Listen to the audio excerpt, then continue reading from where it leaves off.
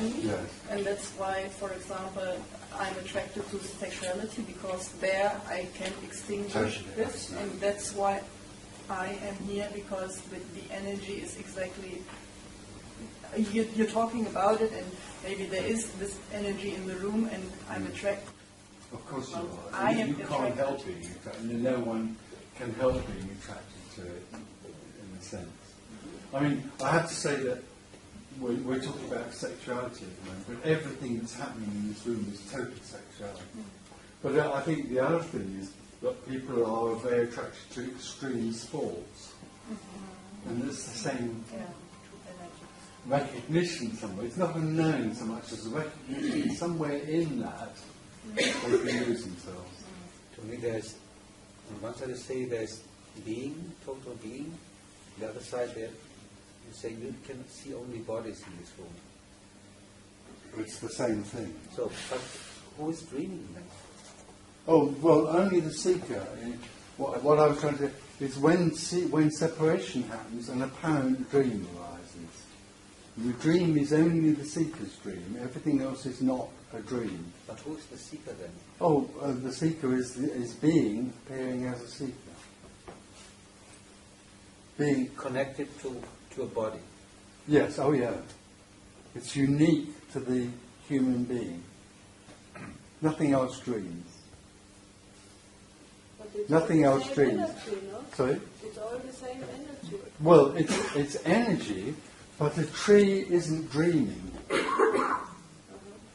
A seeker, a separate, well, let's call it a person. Do you mind? Let's call it a person. So persons from now on are seekers. A person is the only thing that dreams. In that sense, that has the dream of being a separate self. The whole Garden of Eden thing is simply a story about separation. Yeah, but he is being dreamed, you know. Who is? When the dreamer, the seeker, he doesn't dream really himself. Well, no, of course there is no seeker, but being arises as an apparent seeker who dreams. So, in But another way, which you could is say the same being for dreams. everything, Being no? dreams. But he is the total of everything. I know, but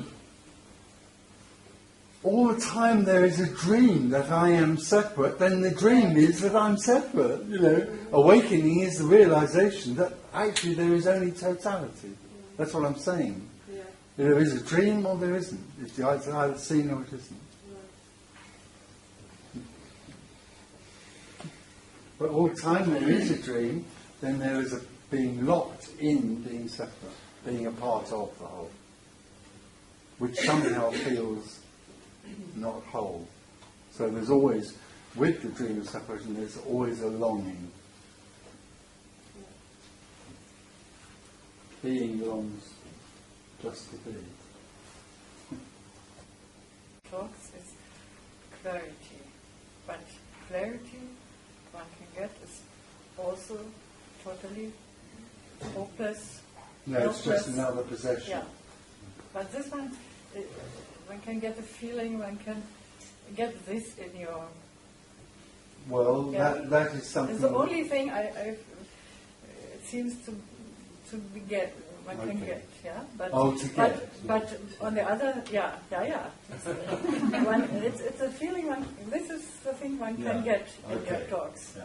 But on the same moment, at the same moment, you are saying it's completely senseless.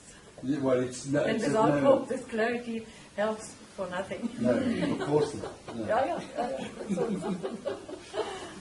The other thing you never get is nothing.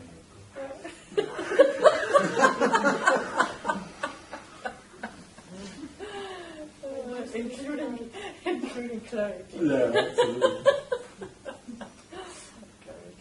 Clarity. Oh, no. I mean, actually, in a sense, clarity is a very relieving thing to have, because at least there's no longer any idea that you're responsible or that you have to do something. But the only trouble with clarity is it doesn't last long.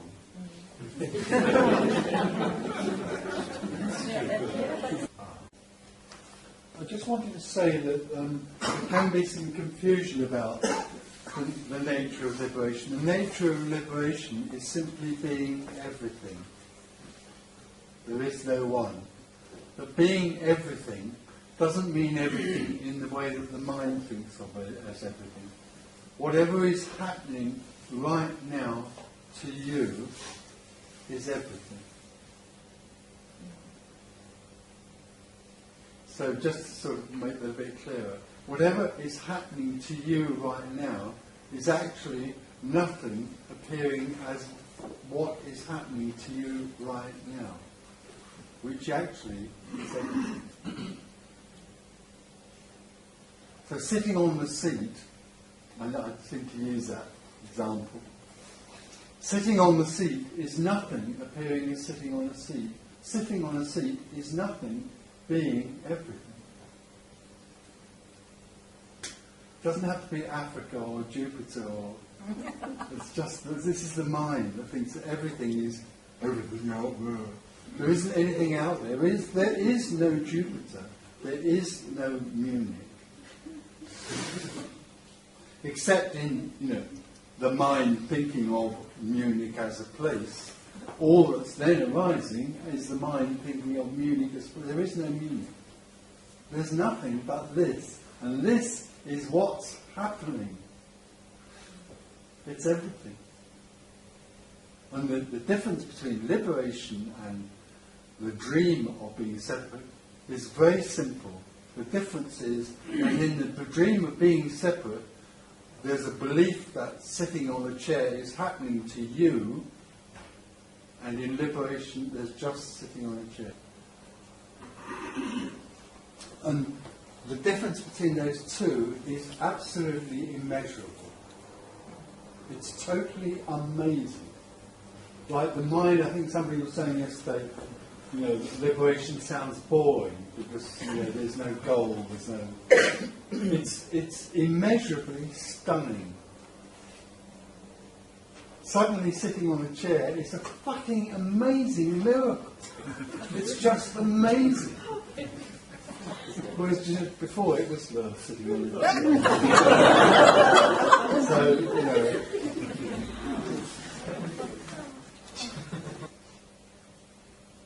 So what is the death of the seeker?